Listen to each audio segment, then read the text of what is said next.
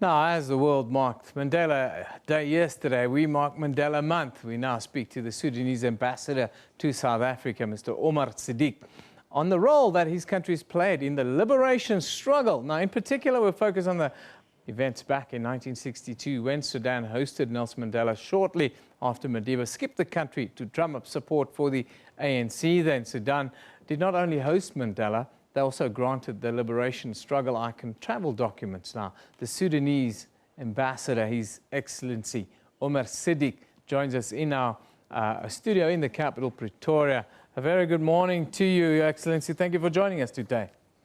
And thank you for having me in this important day and this important show. Now, Sudan, you have had a very strong relationship with Madiba, of which many people don't even know of, one would think. Can you take us back to 1962 when Sudan hosted Nelson Mandela? Well, what you said is true. We had very long history of relations with the ANC, and particularly with Madiba. Madiba's visit to Sudan was an official visit, but it was a sort of a secret one, confined one. But when he came to Sudan, he came upon invitation from the head of state at that time, General Ibrahim Aboud. And the two ministries actually organized the visit, the Ministry of Defense and the Ministry for Foreign Affairs. When he arrived in Khartoum, he was met at the airport by the Minister of Information.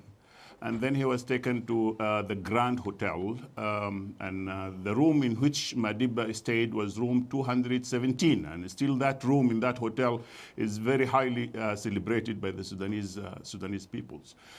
Later on, he met the president, he met the Minister for Foreign Affairs, and I think at that time, because Madiba was trying to move from the peaceful resistance to military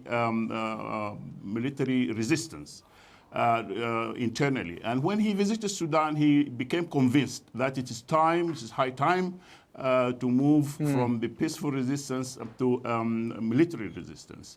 And when he arrived in Sudan, he was given moral support and material support. I remember pretty well the Sudanese trade unions donated 25,000 sterling pounds for Madiba, for the ANC, and given to Mandela.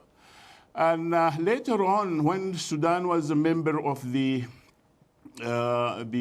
Organization of African Union Liberation Committee, immediately after Madiba's visit, the contribution of Sudan was tripled. And the money and military equipment and military substances were sent directly from Port Sudan to Dar es Salaam. And there it was given to the ANC. Yeah. And when in '62, when Mandela was in Sudan, he made an interview with the leading Sudanese newspaper at that time, and he requested that the interview not to be published because he's landing in Nairobi. And at that time, the apartheid regime has good relations in Nairobi, and he thought he might be apprehended. So the publication of the interview was delayed until he arrived in Dar es Salaam, and then he came back again. But for the second time, when he was visiting Sudan and going back, he was apprehended and then put into prison. We remember also Oliver Tambo sent a very good cable, very sentimental cable to President Aboud, thanking him for the support he is offering to Mandela, for the support he is offering to the ANC, and for the support Sudan is doing to make sure Mandela was to be released from prison. Now, in his autobiography, Long Walk to Freedom, Nelson Mandela talks about Nubia and where civilization started. What do you think is the significance of what Mandela said about Sudan in his autobiography? Well, historically, Nubia is the area north of Khartoum and south of Aswan. Because at that time there wasn't Sudan and there wasn't Egypt, but that's the Nile Valley. And that is actually the archaeologists and the scientists believe that this is the cradle of human civilization. This is the area where the earliest civilization of human civilization was established.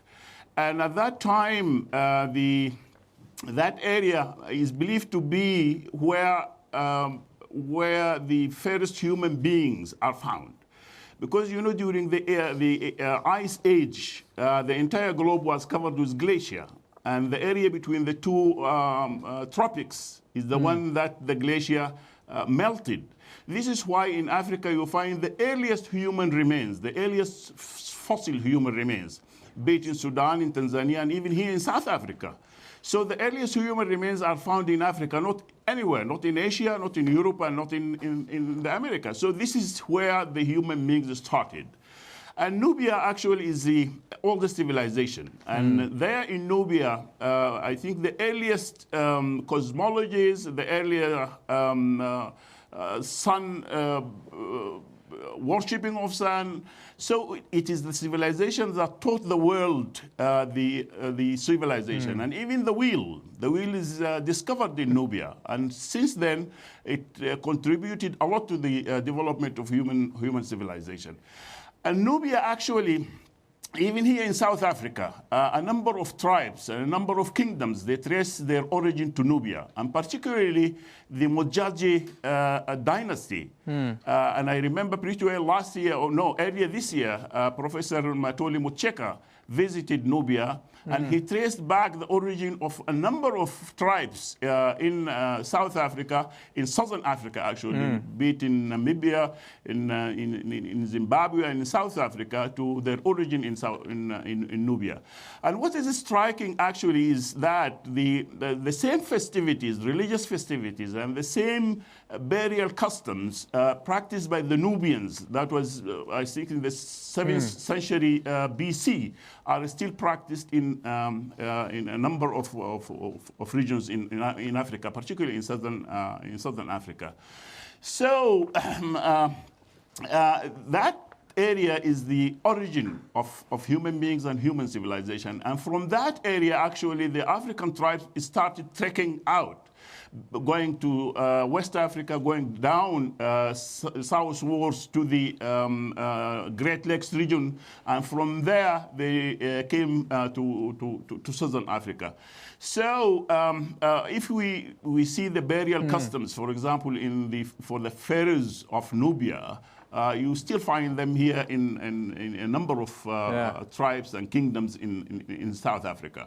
Your Excellency, thank you for joining us. Fortunately, we've run out of time. Wonderful to have you with us, and enjoy the rest of Mandela Month.